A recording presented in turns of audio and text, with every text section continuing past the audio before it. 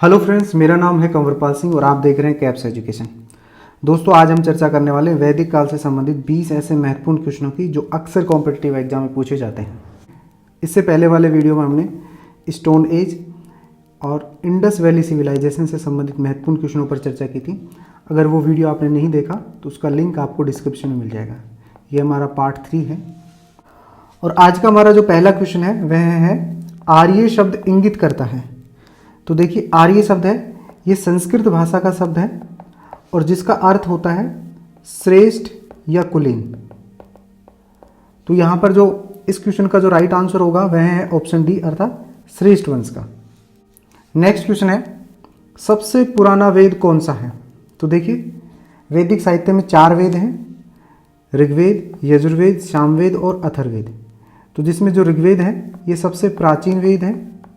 सबसे प्राचीन वेद ऋग्वेद है जिसमें 10 मंडल हैं और 1028 सूक्त हैं। जबकि जो अथर्ववेद है ये सबसे बाद का वेद है, सबसे बाद का वेद है। तो इस क्वेश्चन का जो राइट आंसर होगा वह है ऑप्शन बी अर्थात ऋग्वेद। क्वेश्चन नंबर 3 है त्रयी या वेद त्रयी नाम है। तो देखिए, एक तो ऋग्वेद, यजुर्वेद और सामवेद, इन तीनों को सम्मिलित रूप से त्रयी या वेद त्रयी के नाम से जाना जाता है। तो इस क्वेश्चन का जो राइट आंसर होगा वह है ऑप्शन ए अर्थात तीनों वेदों का। क्वेश्चन नंबर 4 है किस वैदिक ग्रंथ में वर्ण शब्द का सर्वप्रथम उल्लेख मिलता है। तो देखिए, यहाँ पर जो वर्ण शब्द है इसका अर्थ होता है रंग। कई बार इसका अर्थ व्यवसाय से भी लिया जाता है। तो यहाँ पर जो आर्य थे उनके लिए तो गौर वर्ण का प्रयोग किया जाता था और जो दास होते थे उनके लिए कृष्ण वर्ण का प्रयोग किया जाता था। और इस वर्ण शब्द का जो प्रयोग है यह किया गया है 10वें मंडल में। 10वें मंडल के भी पुरुष सूक्त में इसका वर्णन किया गया है। पुरुष सूक्त में हमें बताया गया है कि 4 प्रकार के वर्ण होते थे, ब्राह्मण, क्षत्रिय, वैश्य और शूद्र। यहाँ पर जो शूद्र शब्द है इसका सबसे पहला प्रयोग पुरुष सूक्त में ही किया गया है। तो इस क्वेश्चन का जो राइट आंसर होगा वह है ऋग्वेद। ऋग्वेद में वर्ण शब्द का सबसे पहले प्रयोग किया गया था, ऋग्वेद के भी 10वें मंडल के पुरुष सूक्त में। 5वां क्वेश्चन है हमारा सूची 1 और 2 को सुमेलित करना है दिए गए कूट की सहायता से। तो देखिए, पहला दिया हुआ है ऋग्वेद। तो देखो, यहाँ पर जो ऋग्वेद है ये संबंध रखता है स्रोत एवं प्रार्थनाओं पे। यहाँ पर विभिन्न देवताओं की स्तुति की गई है, तो यहाँ पर हम लिख देंगे 4। दूसरा यजुर्वेद है। यजुर्वेद स्रोत एवं कर्मकांडों पर आधारित है, तो यहाँ पर हम लिखेंगे 2। तीसरा है सामवेद। सामवेद संगीत से संबंधित है, तो यहाँ पर लिख देंगे हम 1।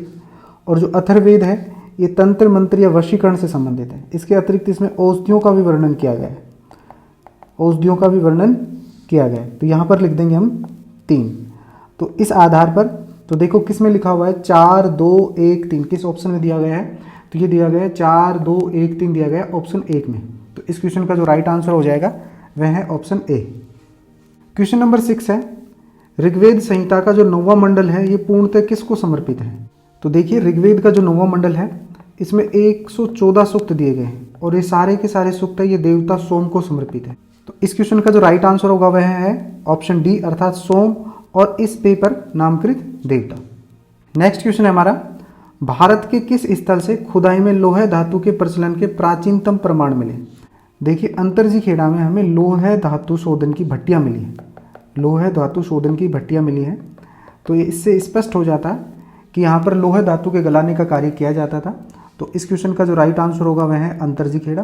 अंतरजी खेड़ा में हमें प्राचीनतम प्रमाण मिले हैं लोहे धातु के प्रचलन के। क्वेश्चन नंबर 8 है उपनिषद पुस्तकें हैं। तो देखिए, उपनिषद जो पुस्तक है इनका जो मुख्य विषय होता है, उपनिषद पुस्तकों का जो मुख्य विषय होता है वह होता है दर्शन।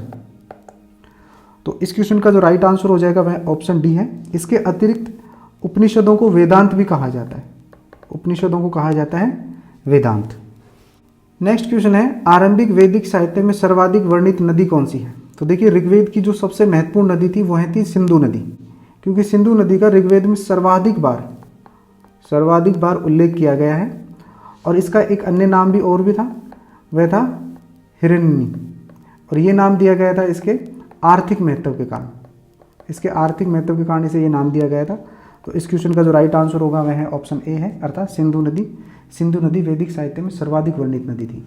क्वेश्चन नंबर 10 है, ऋग्वेद में निम्नांकित नदियों का उल्लेख अफगानिस्तान के साथ आर्यों का संबंध का सूचक है। तो देखिए, ऋग्वेद में 4 ऐसी नदियों का उल्लेख किया गया है जो वर्तमान में अफगानिस्तान में है, जिसमें सबसे पहले आ जाती है कुबा। कुबा को वर्तमान में काबुल कहा जाता है। दूसरी आ जाती है क्रेमू। क्रेमू को कहा जाता है कुर्रम। तीसरी आ जाती है गोमती। गोमती को गोमल कहा जाता है। और चौथी आती है सुआलू, और सुआलू को कहा जाता है सुआतू। तो इन नदियों के उल्लेख से स्पष्ट हो जाता है कि जो आर्य थे इनका अफगानिस्तान के साथ में विशेष संबंध था। तो इस क्वेश्चन का जो राइट आंसर होगा वह है ऑप्शन सी, अर्थात कुबा और क्रेमू। नेक्स्ट क्वेश्चन हमारा, ऋग्वेदिक काल में निष्क किस अंग का आभूषण था? तो देखिए, ऋग्वेदिक काल में जो निष्क है ये गले का आभूषण था, गले में पहने जाने वाले हार के लिए प्रयोग किया जाता था। और उत्तर वैदिक काल में इसे विनिमय के तौर पे भी प्रयोग किया जाता था।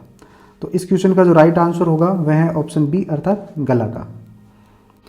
नेक्स्ट क्वेश्चन है हमारा, निम्नलिखित अभिलेखों में से कौन सा ईरान से भारत में आर्यों के आने की सूचना देता है? तो देखिए, एशिया माइनर में एक अभिलेख है बोगसकोई, और इसमें ऋग्वेदिक काल के 4 देवताओं का वर्णन किया गया है, इंद्र, वरुण, मित्र और नासत्य। तो इससे ये स्पष्ट हो जाता है कि भारत में जब आर्य आए तो ये आर्य ईरान से होकर आए थे। तो इस क्वेश्चन का जो राइट आंसर होगा वह ऑप्शन सी है, अर्थात बोगसकोई। नेक्स्ट क्वेश्चन है हमारा, निम्नलिखित में से किसने आर्यों के आदि देश के बारे में लिखा है? तो देखिए, बाल गंगाधर तिलक ने एक पुस्तक लिखी थी, आर्यों का आदि देश।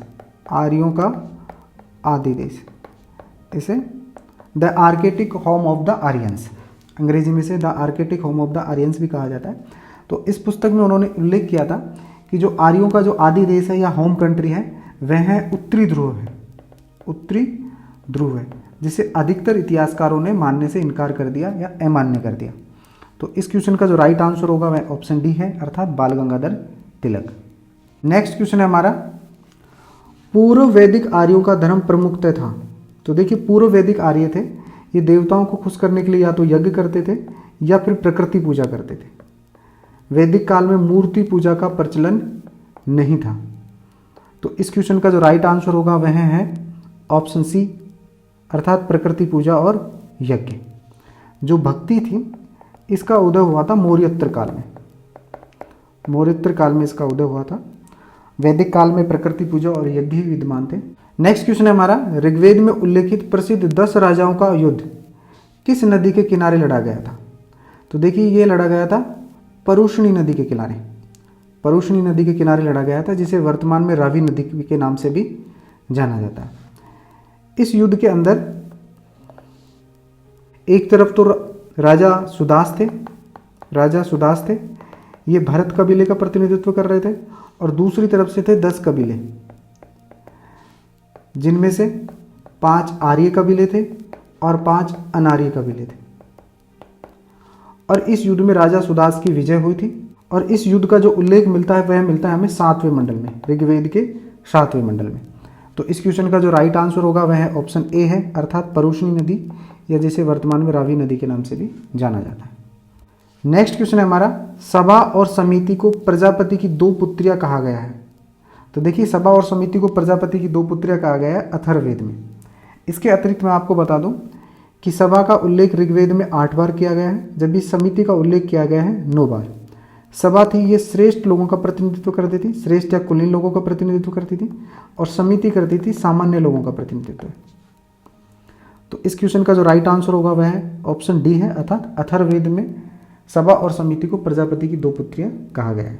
नेक्स्ट क्वेश्चन है हमारा, निम्नलिखित में से पूर्व वैदिक आर्यों का सर्वाधिक लोकप्रिय देवता कौन सा था?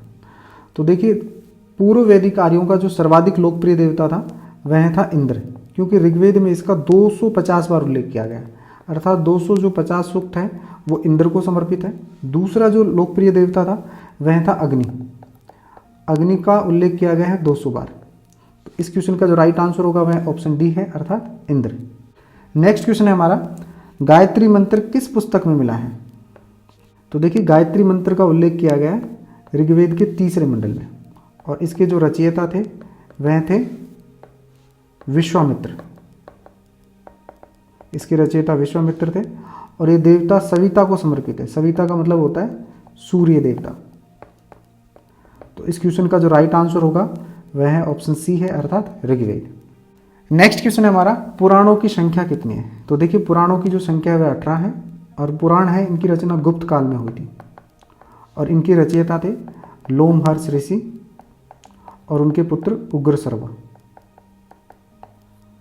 और जो सबसे प्राचीन पुराण है वह है मत्स्य पुराण है।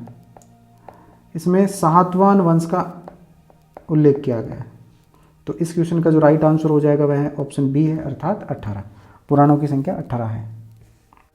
अंतिम क्वेश्चन है हमारा, जीविका उपार्जन हेतु वेद वेदांग पढ़ाने वाला अध्यापक कहलाता था। देखिए वैदिक काल में मुख्यतः 2 प्रकार के अध्यापक हुआ करते थे। एक को हम आचार्य के नाम से जानते हैं और दूसरे थे उपाध्याय। और ये जो आचार्य थे ये गुरुकुल में पढ़ाते थे और बदले में कोई फीस नहीं लेते थे। अगर कोई स्टूडेंट इनको दक्षिणा देता था तो उसे ये स्वीकार कर लेते थे। जबकि जो उपाध्याय थे ये पढ़ाने के बदले में फीस लेते थे, अर्थात ये वेद और वेदांग जीविका उपार्जन के लिए पढ़ाते थे। तो इस क्वेश्चन का जो राइट आंसर होगा वह ऑप्शन सी है, अर्थात उपाध्याय। देखो इस वीडियो के जो PDF नोट्स हैं आपको हमारे कैप्स एजुकेशन नामक टेलीग्राम चैनल है वहाँ पे मिल जाएंगे और इसका लिंक आपको डिस्क्रिप्शन में मिल जाएगा। आप हमें इंस्टाग्राम पे भी फॉलो कर सकते हैं। आपको हमारा वीडियो अच्छा लगा तो इसे लाइक करें, शेयर करें और इसी तरह के और वीडियो देखने के लिए चैनल को सब्सक्राइब करें। Thank you.